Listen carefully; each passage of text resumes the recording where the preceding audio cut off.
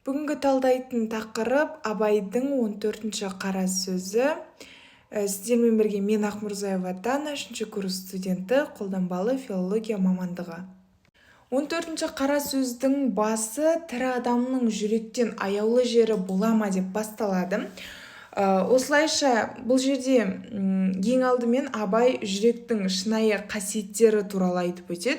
Қазақ жүректі дегенді тек қана батырлық ретінде түсінеді дейді.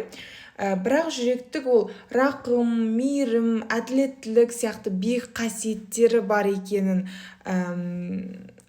аңғармайтыны туралы айтып өтеді басында. Осылайша жүрек ол адамгершіліктің, сезімнің, адалдықтың көзі ретінде. Абай тіл жүректің әміріне бағынса, сөз жалған болмайды деп береді. Алайда көп жағдайда амал, пайда, сыртқы қысым жеңіп кетіп, жүрек ұмыт қалады деп береді. Сол түсініп отқандарымыздай, тіл көбінесе оймен ғана, сол амалмен ғана, пайда немесе сыртқы қысым арқылы ғана жеткізіліп отырады. Біздің айтқан сөздеріміз егер тіл жүректің әміріне бағынатын болса, онда біздің әр сөзіміз шынайы жүректен шығатын еді. Осылайша шынайы ерлік әділетті мойындап жамандықтан бас тарту деп береді.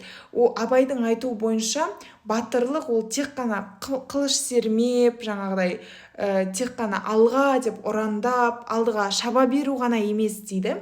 Ол әділет жолында тұрып, қиын болса да дұрыс шешімді жүрекпен қабылдау деп береді. Және де осы 14-ші қара сөзде тағы да көтерілетін мәселе ол қазақтың азу себебі. Қазақтың азу себебі жүректегі қайрат пен байлаудың аздығы деп береді. Жаңағы ақылы бола тұра, оны ұстана алмау, жүректегі қайрат, табандылық, ар, намыстың жоқтығы деп береді. Келесі бізде мәселе ол жалған намыспен сыртқы мақтауға еру, ол азғындыққа жатады деп береді. Ерсің, пысықсың, батырсың, алға деп жаңағы бірін-бірі бос мақтап, шындықты ескермейтін ортада адамзат ол теріс жолға түседі дейді. Ол азғындыққа жетелейді ол сөздер деп айтады.